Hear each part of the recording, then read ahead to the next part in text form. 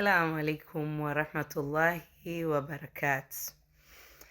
Ndugu zangu, tangu majuzi natumiwa video nyingi kuulizwa maswali na wengine kuniomba niongelee baadhi ya vitu, lakini nikawa sijapata nafasi, alafu na mambo mengi sana ya kuyaongelea. Sasa basi kuna mtu akanitumia hii video ya huyu jamaa hapo juu. Akanambia, "Ukti, hebu naomba ifafanue hii kitu kwa sababu najua wewe uko sana kwenye mambo ya kiroho." Akasema, okay. Ngoja kwanza tuisikilize hiyo video inasemaje, then takuja kuiongelea deep. Ikawaje tena? Waraka bin Naufari ni pastor, padri wa Roman Catholic, ni mjomba wake Nabii Hadija. Na Muhammad ameoa mke kabla hajapewa utume. Alioa kwa dini gani? Lakini wanasema Uislamu ulikuja na Muhammad na Adamu. Uislamu hujaje na Adamu? Adamu hajawahi kwenda msikitini. Anasema alikuja nao nabii Adam kutoka peponi. Adamu hajawahi kuwa Muislamu. Alikuwa peponi kule. Adamu hajawahi kuwa Muislamu. Mbinguni. Mbinguni, peponi. Adamu atakuwaje peponi kabla hajafa? Peponi wanaenda waliokufa. Chifu, Shediwani kidogo tu msikilize kwa kionjo. Anasemaje? Huyu hapa Shediwani anazungumza. Haya yalifanyika kwa peponi, Mwenyezi Mungu akamleta Nabii Adam ardhini. Unaona mambo haya?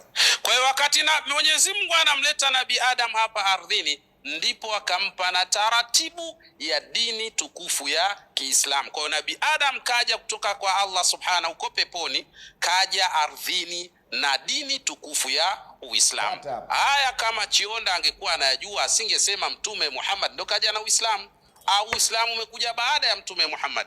Maana yake ni ishara ya kwamba Chionda yupo gizani katika sala zima la dini.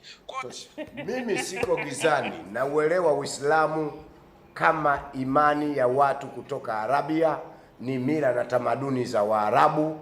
Waarabu walikuja kupokea mapokeo mapya baada ya kulazimishwa kumwacha Uza, Lata na Manata, lakini ibada zinazotumika, elimu inayotumika, zote ni mila na taratibu za watu wanaotoka katika peninsula ya Arabia. Na Muhammad ndiyo aliyekuja na Uislamu, kwa sababu wanasema mtu wa kwanza kuingia katika Uislamu baada ya Muhammad ni Bi Hadija, wa pili ni Ali ibn Talib. Kwa nini wasiseme mtu wa kwanza alikuwa Adamu na mkewe Hawa, Habili na Kaini na Abaeli? Kwa nini wasiseme hivyo? Alafu wanasema Adamu alitoka peponi. Peponi wanaenda waliokufa ambao duniani weshaishi, alafu weshaadhibiwa, motoni wapo na wapeponi wapo. Adamu atatokaje peponi? Adamu kama Adamu alikuja, hakutoka peponi, alitoka kwenye alipoumbwa na Mungu maabara akaletwa duniani. Adamu hakutokea peponi, kwa sababu pepo kwa mujibu wa Waislamu mpaka ufe ndio uione pepo. Sasa Adamu atatokaje peponi apewe na dini ya Mungu atuletee sisi? Adamu hakutokea peponi, katokea nyumba ya pili karibu na peponi. Asitaki kutudanganya sisi, najua. Na swala la dini, anasema Chionda hujui dini. Dini ni njia, taratibu, mila za watu, ukoo, familia, nchi, kijiji, kata na mkoa. Ni mila zao na taratibu zao. Wayao wana mila na tamaduni zao na taratibu zao ambazo ndio dini yao. Wahehe, Wasukuma, Wazungu, wa Kijerumani na wa Kitaliani wana mila zao, na Waarabu wana mila zao. Waarabu wakafanya combination, wakamchukua Uza, Lata na Manata, wakamweka pamoja, wakamfunga na kamba, akawa huyu mmoja. Akaitwa nani? Akaitwa Allah, kwa sababu wanataka kuungana na mapokeo mapya.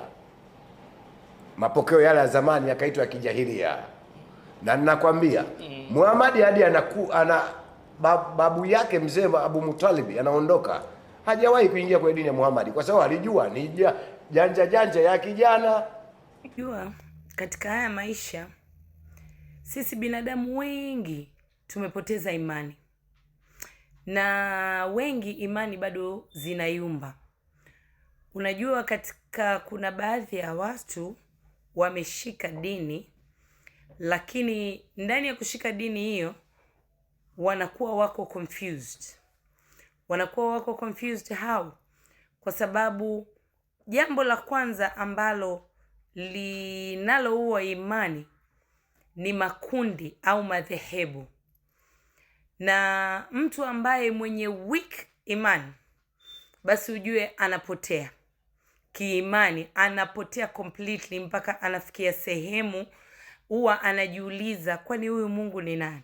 Kwa nini Mungu amefanya hivi? Au mtu akipata mtihani kidogo anaanza kumquestions Allah, yani anamuuliza maswali Allah, kwa nini hivi, kwa nini vile, kwa nini vile? Kwa sababu imani zinakuwa haziko stable.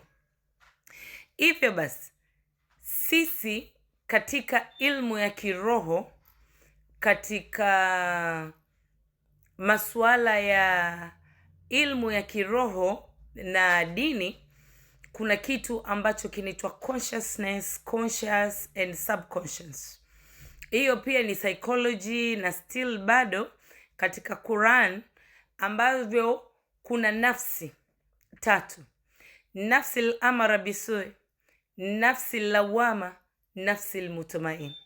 Kwa hiyo unapokuwa katika nafsi ya amara bisui, yani wewe nafsi yako inakuwa niko katika hali ya unconsciousness, yani bila kujitambua, bila hofu, unakuwa huna uoga, huna kitu chochote, ujui Mungu vipi wala nini, una maamuzi yako.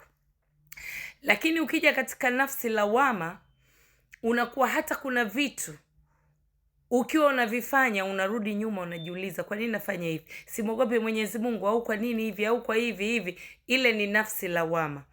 Lakini ukiwa na nafsi al-mutmain, kwa hiyo it means kwamba wewe unamtegemea sana Mungu, umeshamjua, yani uko katika ile self conscious, right?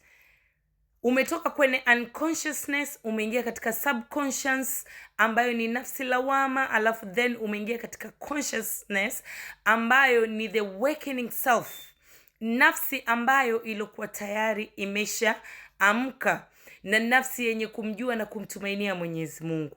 Sasa kuna baadhi ya watu wakisikia maneno madogo tu ya kuwavunja imani, basi wanapotea, wanaanza sasa kujiquestion tena, hivi kweli Mungu kwa nini alikuwa hivi?